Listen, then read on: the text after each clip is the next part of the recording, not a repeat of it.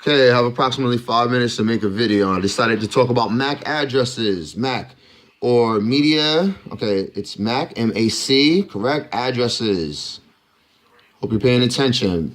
MAC addresses, it's media, access, control, addresses. This is very important when it comes to networking. I can talk approximately an hour about this, but I have approximately 5 minutes. Okay, so MAC addresses are also known as layer 2 addresses. Layer 2. And you may ask yourself, what is layer 2? Well, in networking, we have what is referred to as the OSI model.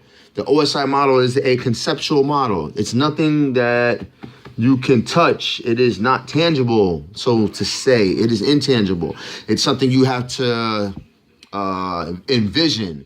It's a model in networking where it describes troubleshooting. It describes everything that you see in networking is in relation to the OSI model. And the OSI model is the open, correct, systems interconnect model. Interconnect model. It was invented by the ISO, or the International Standardization Organization. I do not have their URL, but you can Google them if you so please. The ISO. They are an organization that they create bodies of standards. And again, one of the standards that they created is the OSI model. Now, the OSI model, I may be digressing, but I'm going to come back to the concept of media access control, or MAC addresses. Now, the OSI model has 7 layers. This is very important. This is extremely important. OSI model has layer 7, which we refer to as the application layer, correct? It also has layer 6, which we refer to as the presentation layer, correct? It has layer 5, which we refer to as the session layer. It also has layer 4, which we refer to as the transport layer. All right, it has layer 3, which we refer to as the network layer, correct? And it has layer 2, which is the data link layer, and is the layer that the MAC addresses reside at. And it also has layer 1, which is the physical layer. Correct, the physical layer. I hope you guys can see this. Now, MAC addresses operate at layer 2. A MAC address is a layer 2 data link layer address. Never forget that.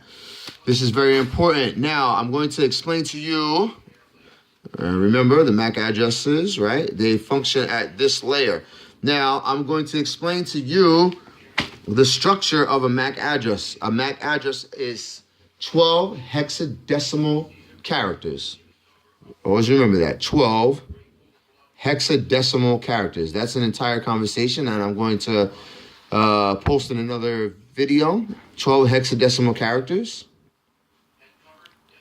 The characters are from left to right, of course, and they're separated by colons.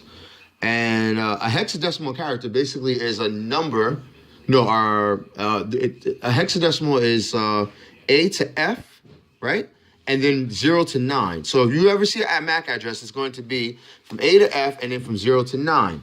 Now, what I mean when I say 12 hexadecimal characters separated by colons, I'm going to give you an example, right? Let's say you have 05 5A ... You can think of anything. 6C ... 3B ... 4E, right? A, B, C, D, E, F. No, A, B, C, D, E, F, E, F, S. Yes. Sorry, dyslexia kicking in. All right. 1, 2, 3, 4, 5. And let's say AA. Now, what you need to know about a MAC address, if you can see this here, correct? Adjust the camera. That the first 6 characters in the MAC address are what we call in networking the OUI. It is the organizational unique identifier, or it is the manufacturer that produced this particular device, because the MAC address, they're going to be on devices. It is the manufacturer of the device. The last 6 characters are what we refer to as the device ID, and the device ID is unique for every MAC address. So we can take this conversation further, but at the time I have to end the video. So if you have any questions, always comment. If you have any questions, if you like, always give it a thumbs up. Thumbs up. All right. And this is William McPherson, Cisco engineer, signing off. Bye.